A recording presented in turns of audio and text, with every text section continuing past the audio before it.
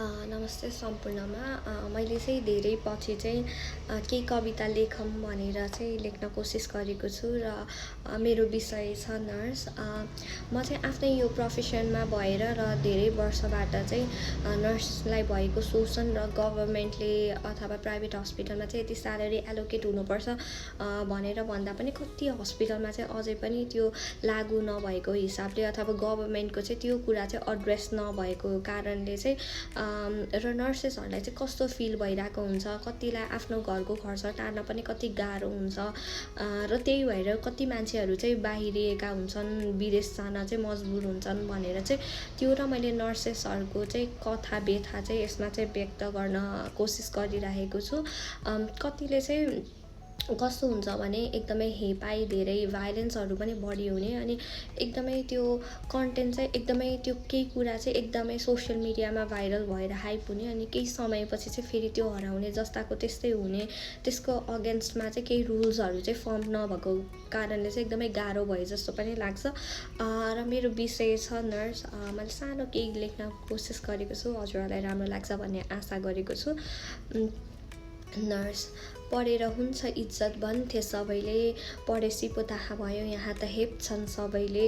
जिन्दगीको आगमनमा उनले मुस्कुराएर स्वागत गरिन्, आफ्नो दिन र रात नभनी बिरामीको सेवा गर्न थालिन्। जिन्दगीको अन्तिम यात्रा परिवार र आफन्तले साथ छोडे, आफ्नो र अर्को भन्ने त्यस्तै हो, म त तपाईँको आफ्नै हो भन्न थाले, म त तपाईँको आफ्नै हो भन्न थाले। रोजगारीले आफ्नो घरको खर्च टर्दैन, खाना बोलायो भने आफ्नो घरको बत्ती बोल्दैन, खाना बोलायो भने आफ्नो घरको बत्ती बोल्दैन।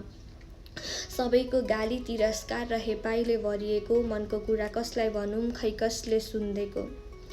होइन पैसा सबैभन्दा ठुलो, होइन पैसा सबैभन्दा ठुलो, मेरो परिवारको सबैभन्दा ठुलो हाँसो।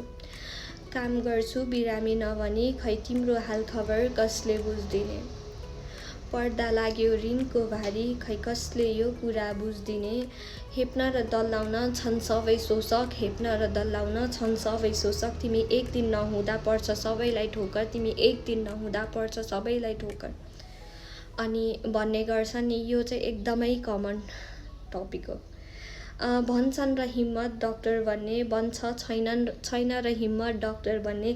कसले भनिदियोस् अन्तिम सासमा हो नर्सले हात समाउने, कसले भनिदियोस् अन्तिम सासमा हो नर्सले हात समाउने। हस्, धन्यवाद।